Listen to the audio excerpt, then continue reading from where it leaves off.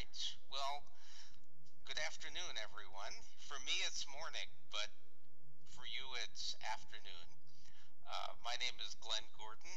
I was the original author of the JAWS screen reader and still continue to work on JAWS. I'm trying to figure out how many of you know what a screen reader is? Everybody knows. Okay, so I'll do a quick review here, but I think I want to start out by telling you a little bit about how I got started in this. So I am totally blind. I was born blind in 1958, before there were computers, at least before there were computers that any real people could use. And when I was about 25 or 26, I discovered the PC, and I loved the PC, and I learned about it. I also learned about Unix, and I was a Unix system administrator for a while. And then a few years later, Microsoft Windows was becoming very popular. And those of us who were blind, who had great access to DOS and great access to Unix, were very much afraid that we will be left unable to have any sort of Windows accessibility. And at that same time, a man named Ted Henter was wanting to write a screen reader for Windows. He and I had gotten to know each other for a different reason, and I decided this is really where I wanted to devote my time. And luckily for me, the technology was pretty easy for me to use. And so I used DOS, and I used one of the very early Windows screen readers to help me read Windows while I made JAWS read Windows. So that's sort of how it all began.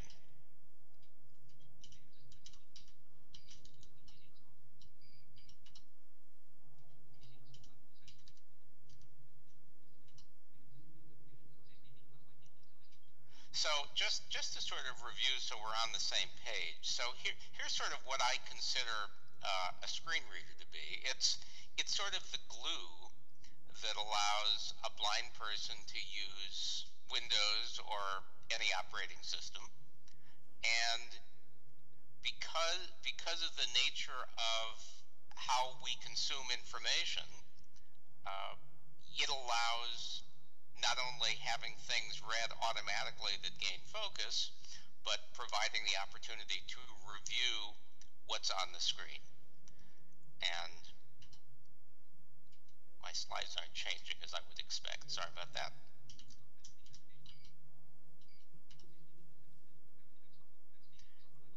And screen readers used to only be mostly on Windows, and now, of course, if you have an Android smartphone or an iPhone, you have a screen reader. It's slightly different than a screen reader on Windows in that you always use it with touch gestures. I actually don't say always. You mostly use it with touch gestures, but you can connect a Bluetooth keyboard. But that tends to be used more for, doing typing and not so much for navigation. In the case of Windows screen readers, because Windows UI is more complicated and more complex, the screen reader ends up being more complex and requires that a user, in order to use it efficiently, master a variety of keystrokes to make sure that data can be retrieved efficiently.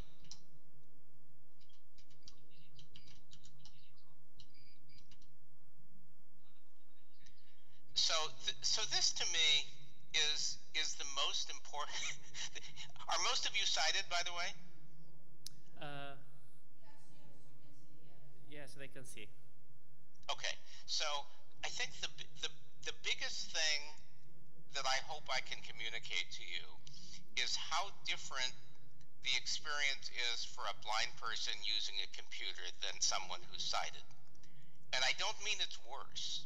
I just mean that it's different, and so because the experience is different, some of what you do to make your applications accessible needs to be different. So when you go up to a computer and you open an unfamiliar application, you can scan that screen with your eyes really quickly and understand how the application works.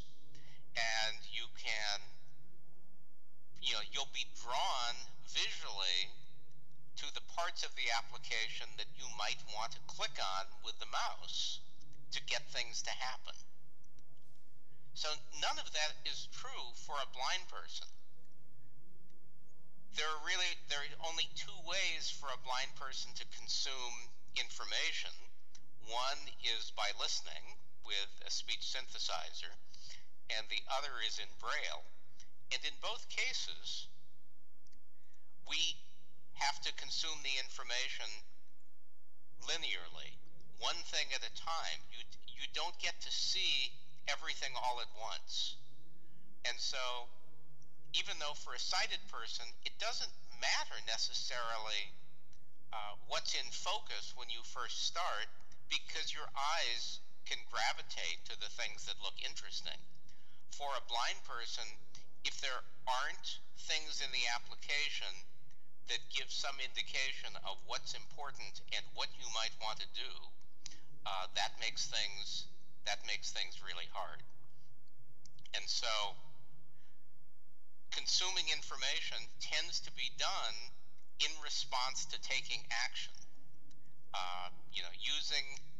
Using the tab key or using menus and other things.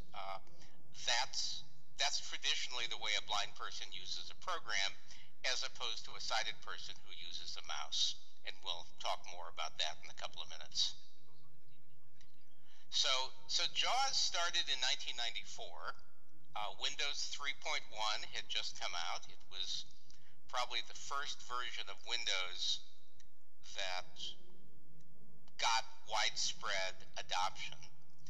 And at that time, accessibility was not in the minds of big companies like Microsoft, I was going to say, or Google, but Google wasn't around.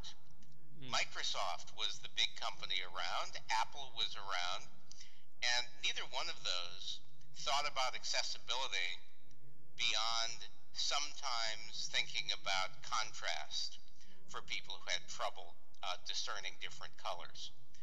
But those of us who were working in this field, we were all very small companies, and we were all reverse engineering the operating system.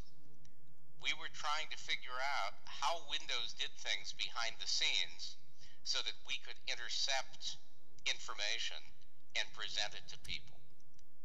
So the first thing we did, because in DOS, everything was in a buffer of text.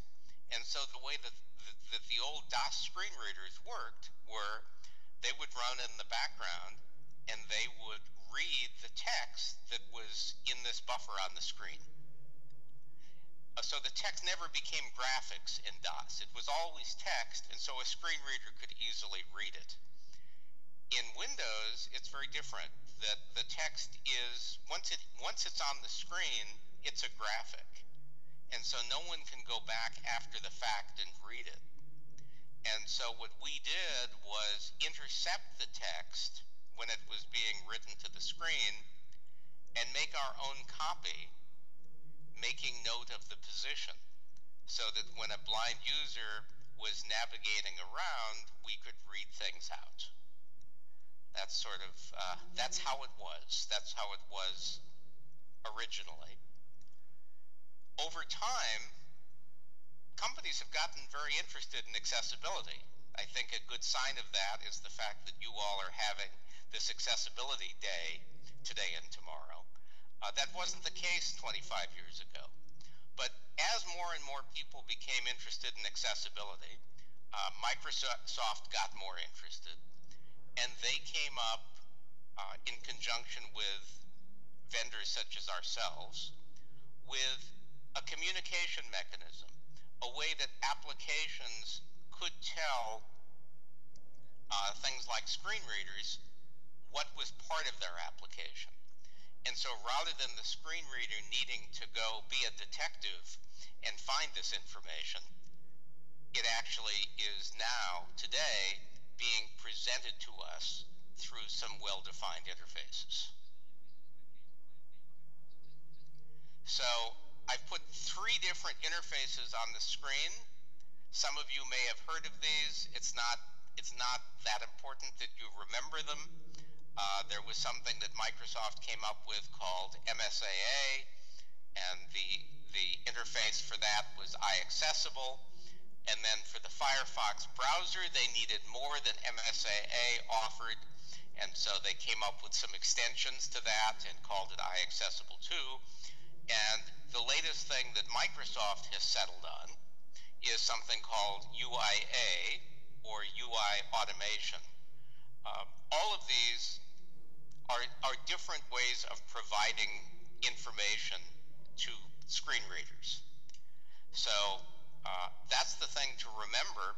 For the most part, you don't really have to interact with these interfaces directly if you're using a development environment. If you're using .NET in Windows, if you're using WinForms, it automatically supports iAccessible. If you're using WPF, it automatically supports UIA. And if you're writing for the web, and everybody seems to be writing for the web these days, if you use ARIA, and I hear there's going to be an ARIA presentation tomorrow, is that correct? Yes, on the scheduling. Because I looked today and I didn't see one, and I was told there was going to be one, so it must be tomorrow. So when someone uses ARIA to help improve the accessibility of web pages, that gets converted by the different web browsers into one of these accessibility interfaces that's listed. The important thing is to be aware of them and know that you can contribute data for them. So all of this building up to the fact that accessibility is now a cooperative information, a cooperative process. Applications need to use these accessibility APIs to expose information and make sure that the application can be used by a keyboard, and then the screen reader takes over, and JAWS automatically reads objects that get focus. It allows users to review the screen in the order that's of interest to them. It reads aloud when you're arrowing, moving up and down by line or by character or by word when you're working on a document. And then screen readers like JAWS also add value. So there are some cases where simply reading what gets focus isn't enough. And a good example of this would be the spell checker in Word. So in Word, when you're in the spell checker and a word is misspelled, what is it that your eyes can move to quickly? You can see the misspelled word. You typically see the word in the original document being highlighted, so you know how the word was being used. And you see one or more replacement words. So a blind user, if all you hear is the control that gets focus, you can figure out all of those other things, but it's very slow. And being efficient is the most important thing. And so we try at times to combine information automatically when dialogues like the spell checker come up, to speak all of that information together. So JAWS will announce the misspelled word. I don't think we announce it.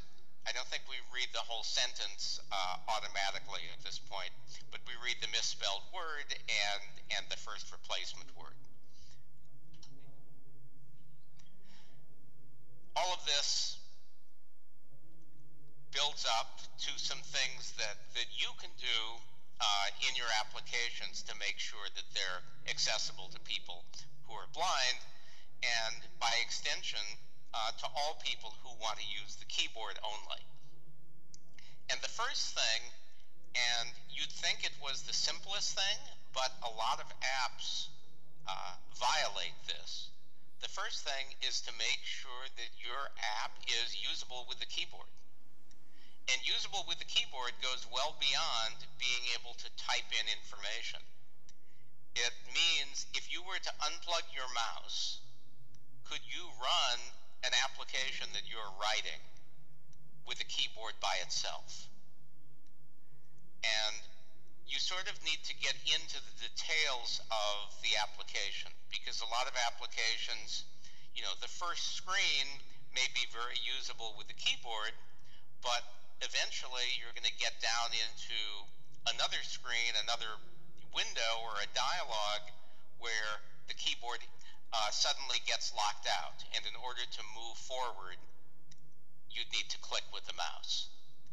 In other words, you don't really know where there's going to be a gap with using the app with a keyboard until you disconnect the mouse. And that's one of the biggest things you can do to make your application accessible.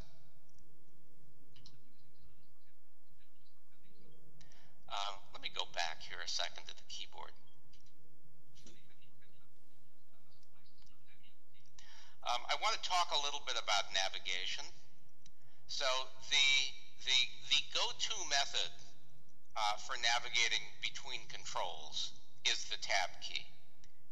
People, when they first think about accessibility, make sure that they make sure that there are tab stops and that you can tab between all the parts of the application. And that's a good start, but it doesn't allow someone to work very efficiently. Unless if you're on a screen that's requiring data input, the tab key is fine, because you're usually needing to work with every field in order. And so you press tab, you type something in, you press tab again, all is well. But in the case where you're on a main screen and there are lots of different options and you need to tab between all of them to find the one that you're going to use, that's not very efficient or fast. And so two things really make that simpler. One of them is to use menus, and the other is to use hotkeys. And these can go hand in hand. And in fact, it's best if they go together, because menus are really discoverable by people who are new to your application. And I know in the United States, people always read the manuals from start to finish. But I'm kidding, by the way. People don't usually read the manuals, and my guess is that's probably true for you as well. And so the more people can experiment, and blind screen reader users generally try to go to the menus and see what's there. So if you put your commands on the menus and at the same time mention the accelerator keys as part of the menu item, then over time people will begin to remember the shortcuts and they can start using the shortcut keys. So the combination of those two really makes sense and makes it much more efficient to navigate the app with a keyboard. Another thing that you can do to really save time is to leverage the accessibility support that's built in to standard controls.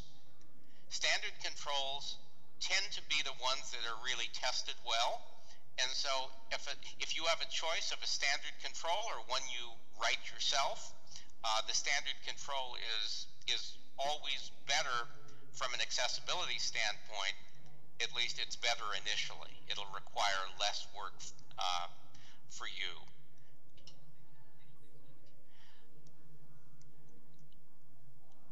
And let's talk a little bit about labeling controls. I mentioned ARIA, and I mentioned the various accessibility interfaces.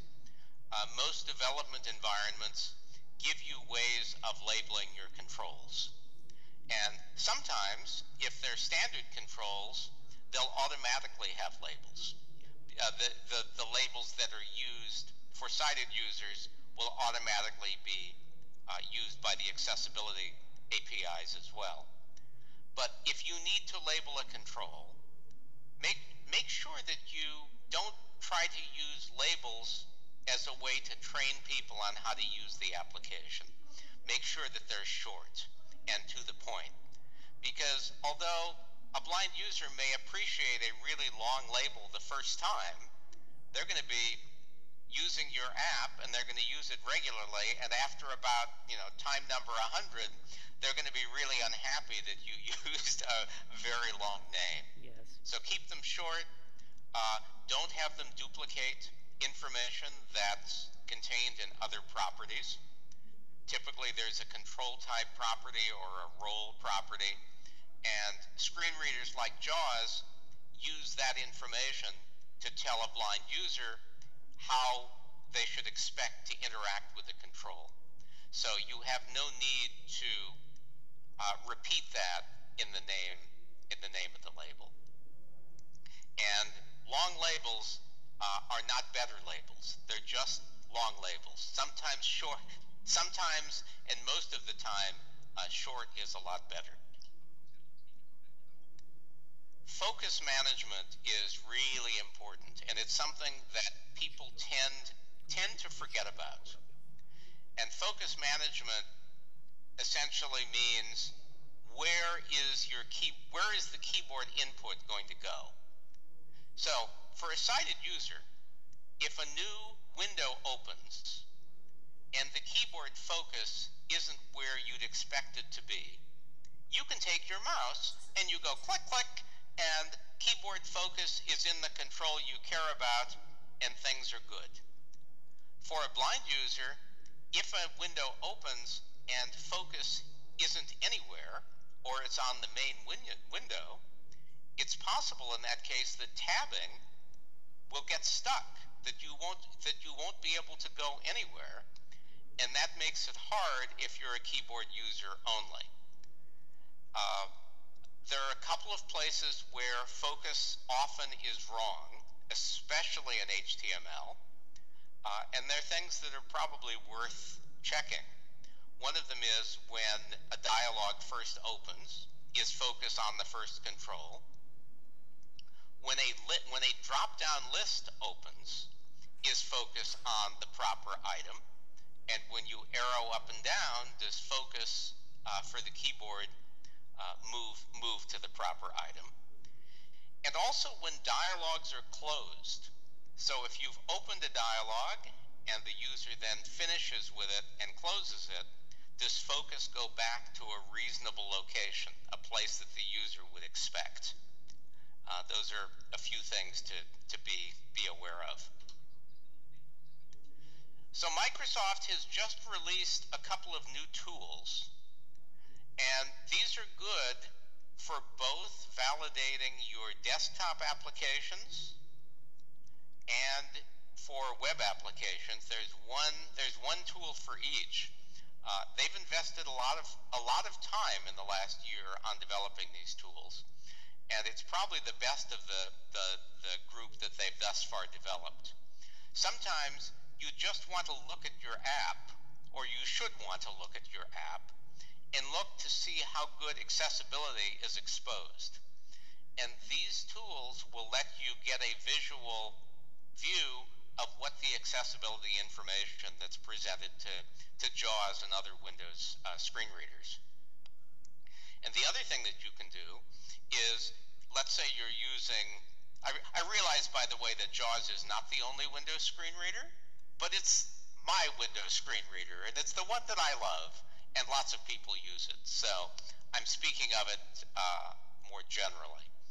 But if you've used an application with a screen reader and you're told and you've experienced it works well, you could use these tools to understand what accessibility information a good app exposes, and look at your app and compare it, and sort of begin to understand what you probably need to add to make your app work even better. done your job, and in the case of most applications, if you followed these steps that I've talked about earlier and your application is already accessible, for the most part, someone doesn't need to write custom JAWS scripts to make your application work. But there are some cases where JAWS customization really makes things better, and it's impossible for JAWS to anticipate the types of information that a user would want to hear together, where writing a script would allow your app to work even better. So JAWS has a scripting language that allows gathering information and presenting it either in speech or in Braille in combinations that wouldn't be obvious. So for example, in a spreadsheet or other application, you may want to hear, a user may want to hear the total column at the same time you've put a value into a cell in that row. And so JAWS has scripts that actually have added functionality to Excel that allow you to hear the total of a row when you're actually doing data entry. And I say that just in terms of the kinds of things that a script can do. And sometimes, if an application is not accessible, sometimes JAWS scripts can help make those applications accessible, like clicking in places where there's not otherwise keyboard access. JAWS also has an API that allows an application to tell JAWS to say something. And that now comes around to how I met Daniela, who is the person who invited me to speak today. He is a stenographer, a court reporter, and uses an open source software called Plover for doing his work, for using a stenography keyboard, entering text and having it be put into a document. And although the dialogues and other parts of the Plover UI are pretty accessible, the spoken feedback that Plover provided when doing this work was not accessible with JAWS. And I gave him a couple of ideas to try just by making sure that JAWS was speaking characters as they were typed. And it turns out there are some things that were not very efficient doing it that way. And I discovered that Plover, the software that he's using, has a plug-in architecture. And so I created a small Plover plugin that would send something for JAWS to speak when new text was typed and when a word was deleted. And I'm trying to think, Danielle, do we have enough time for you to show this, or are we running late? And should I... We still have a few minutes, 5 minutes. We can try, and then if we can ask if there is some questions. Okay. I have one more slide, so let me do that, and then let's fill up with Plover. Sure. The one thing I want to add is normally telling a screen reader to say something in your app is not a good idea, because it doesn't necessarily then allow the user to have it heard when they want to hear it.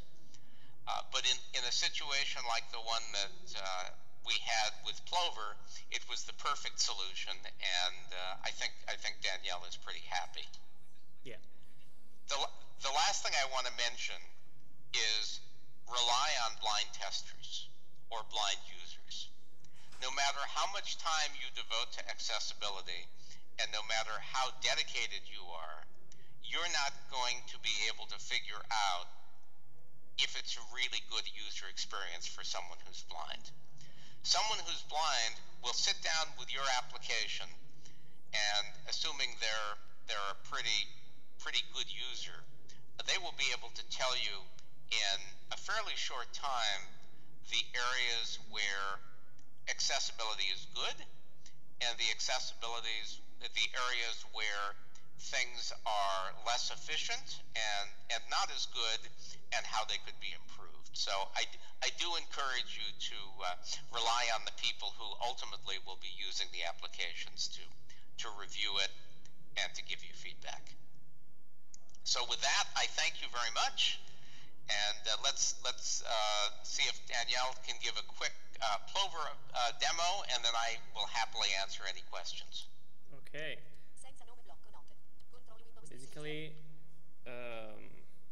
what he did is to give me the opportunity to have audio feedback with a steno machine to text. It means that if I type something, now the volume is really low, but if I type the word hello, ciao, I type in a faster way with this machine, but I didn't have audio feedback, non avevo feedback audio. In this moment, thanks to this plugin of JAWS, I have the ability to JAWS, basically, he catch the information from my steno machine and is able to give me audio feedback for the text. So when I type fast, I have audio feedback. I listen word by word what I'm typing. So even if I cannot see clearly, I know what is happening. If I make a mistake, this is the key of this kind of job. Qualche domanda? Some questions? Seems no. Glenn, do you think it's possible you share with us your slide? I will. I will share them in I'll share them in two different forms. I just finished them this morning. I always do things way in advance. If they have some questions. Oh, someone has questions? No, in case they want to contact you to ask something after reading also your slide, it's possible to share your email. That would be fine. Okay. So I'll send you the slides in two forms. I'll send them to you in sort of just one HTML web page, and I'll send them as the slides as well. That's perfect. And I'll send them to you in the next 10 minutes. Thank you. I thank you so much for your time, and I hope it can be useful for everybody. Thank you very much. Thank you very much. Bye-bye. Bye-bye, Glenn.